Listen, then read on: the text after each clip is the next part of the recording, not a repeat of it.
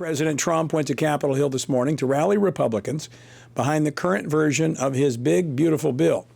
He addressed some of the issues that conservatives are raising with the measure, namely the failure to aggressively pursue spending reductions being pushed by pushing the cost savings into the second half of the 10-year window that history tells us are unlikely to be realized.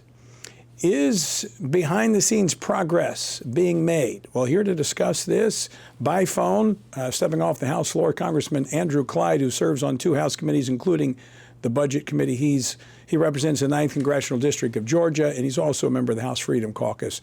Congressman Clyde, thanks for joining us. Tony, it's great to be with you on Washington Watch. All right, your thoughts on the president's appearance at the House GOP conference meeting this morning? Well, I tell you what, it was a great event. He had a great speech. He had one written, and he basically set it to the side and said, "I'm just going to talk to you from the heart." And that's exactly what he did. And literally for over an hour, he spoke to us, and we talked about, or he talked about many of the issues. He talked about SALT. He talked about Medicaid and Medicare.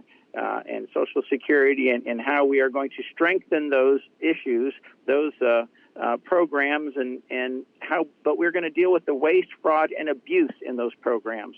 And I couldn't agree with him more on that.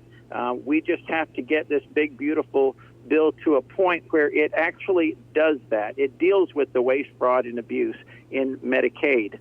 And also, we need to deal with the Green New Deal subsidies. You know, the president has said many times he wants to completely eliminate those subsidies. And this bill goes about halfway, but it needs to go farther to do that. And so we're working on that, too. We still have time. But those are 2 really important issues there. Let's talk about that, Andrew, because the way the budgeting works is you have a 10-year window, so all your costs and reductions have to appear in the window to balance that budget. But as I understand it, the concern has been with conservatives, and by the way, I'm in agreement, that these, like the reductions in Medicare, the work requirements, that those are pushed past the first window, kind of into the second part of this 10-year window. Has that been corrected?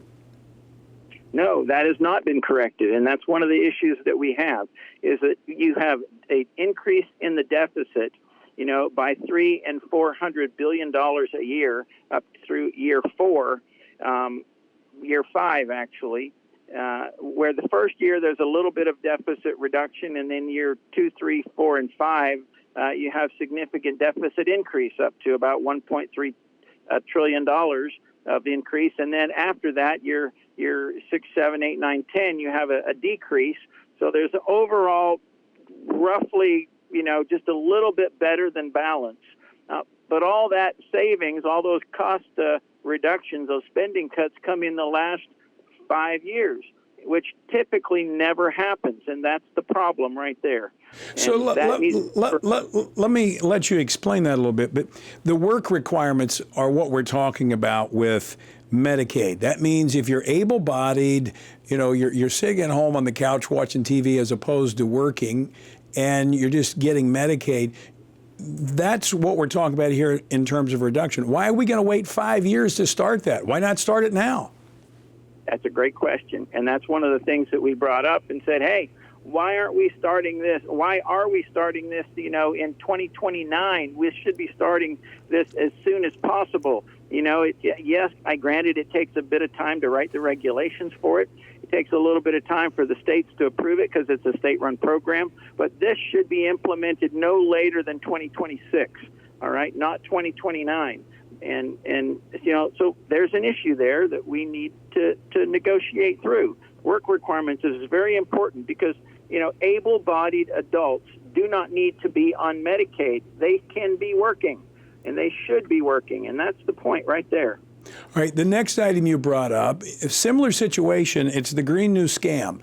This was all the green energy stuff that was put in the Inflation Reduction Act, and this, too, is not being curtailed until the kind of the tail end of this 10-year window. Why aren't we more aggressive with that?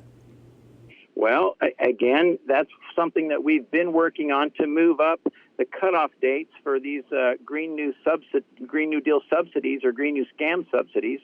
If we can accomplish that and move up the cutoff dates, and then for those those energy products or projects rather that have this 10-year window of subsidies attached to them, we need to reduce those subsidies, even if we have to do like a step down of 10% per year.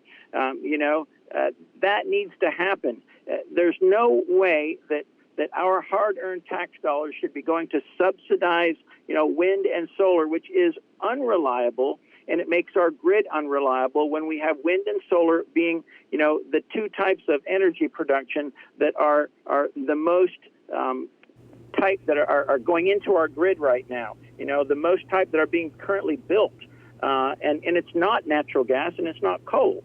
It's unreliable wind and solar.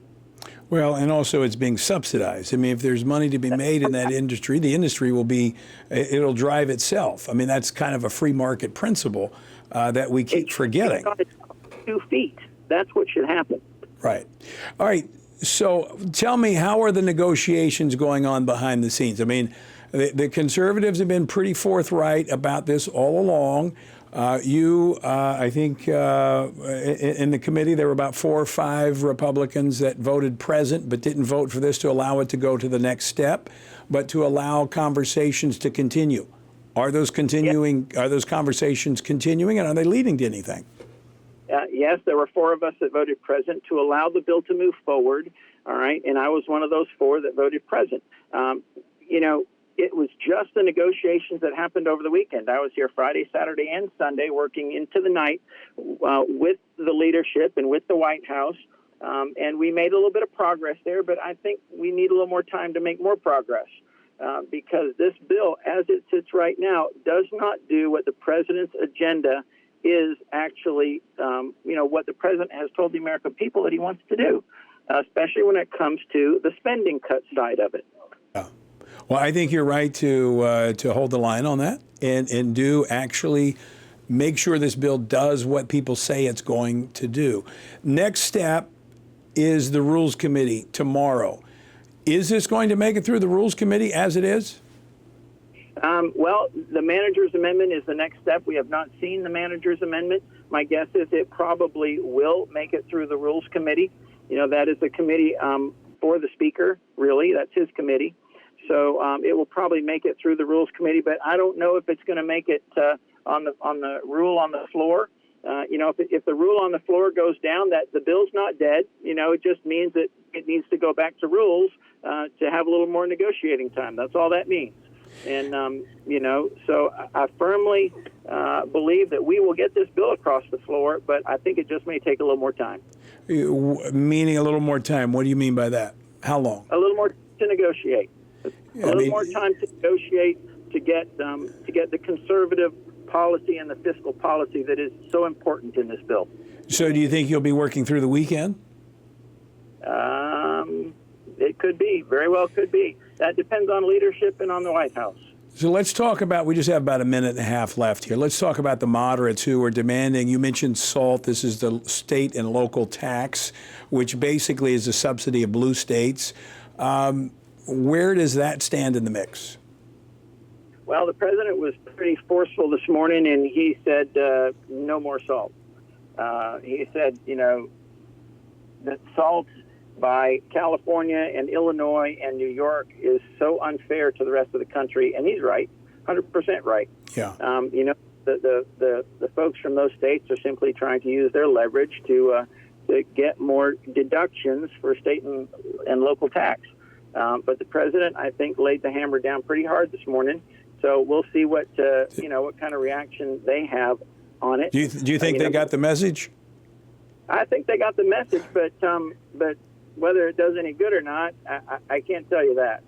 All right. Congressman Andrew Clyde, always great to talk with you. Thanks so much for giving us the latest there from the House floor.